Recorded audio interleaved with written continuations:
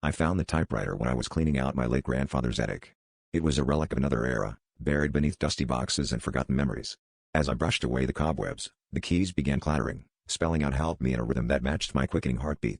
Curiosity overpowered fear, and I watched as it revealed secrets I'd buried deep within myself: my failure to save my younger brother from drowning, the guilt of a lie that shattered my best friend's life. Each letter seemed to echo the whispers I'd tried to forget. I realized this wasn't just a typewriter, it was a mirror reflecting the darkest corners of my soul. In the final act, it typed, "Your turn," and the room grew colder. I felt an inexplicable pull toward the machine, as if it demanded a confession.